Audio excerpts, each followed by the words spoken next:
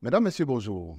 Le projet de budget de l'État de Côte d'Ivoire pour l'année 2024 est un peu plus de 13 700 milliards de francs CFA.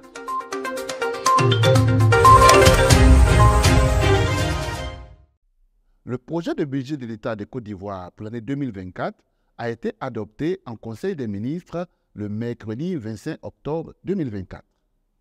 Il s'équilibre globalement en ressources et en charges à 13 720,7 milliards de francs CFA contre 11 694,4 milliards de francs CFA en 2023, soit une progression de 17,3%.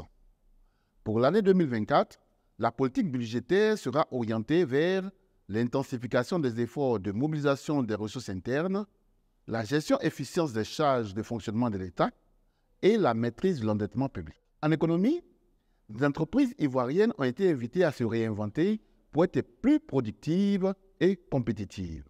Cette exhortation a été faite au cours de la 11e édition du Forum économique initié par le patronat ivoirien, CGC Academy, qui a ouvert ses portes le jeudi 26 octobre 2023 à Abidjan sur le thème « Croissance durable des entreprises en Afrique, cap sur la compétitivité ». C'est le vice-président ivoirien, Kone Tiemoko Meilit, qui a procédé à l'ouverture officielle de ces assises économiques qui, durant 2 jours, ont offert aux entreprises des opportunités de réfléchir sur leur compétitivité en Afrique. L'autre actualité au plan national, c'est l'hommage posthume rendu au général Gaston Wasséna Kone, qui repose à Katiola depuis le samedi 28 octobre 2023. Décédé le 8 août à Abidjan, à l'âge de 84 ans, le général Wasséna a reçu l'honneur de la nation au cours d'une cérémonie militaire le jeudi 26 octobre 2023 à la place d'armes de l'école de gendarmerie d'Abidjan.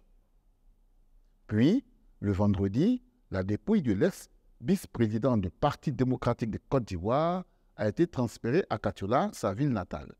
Samedi 28 octobre, après la messe de requiem célébrée à la cathédrale Sainte-Jeanne d'Arc de Katiola, le général Gaston Wasséna Kone a été inhumé dans la stricte intimité familiale.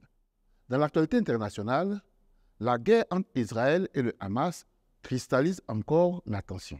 Selon le Hamas, 7028 personnes, dont 2913 enfants, ont été tués dans la bande de Gaza depuis le début de la guerre, qui ajoute que près de 50 otages israéliens ont été tués dans les frappes.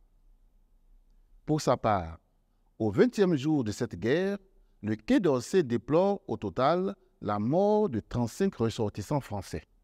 L'ONU, pour sa part, a jugé qu'aucun endroit n'est sûr dans la bande de Gaza en raison des bombardements israéliens.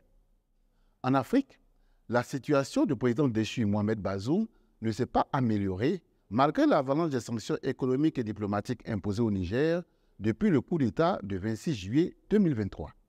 Il avait tenté, selon les autorités militaires, de s'évader avec sa famille sans succès la semaine dernière. Voici pour l'essentiel de l'actualité de la semaine. Merci de nous suivre sur VNews.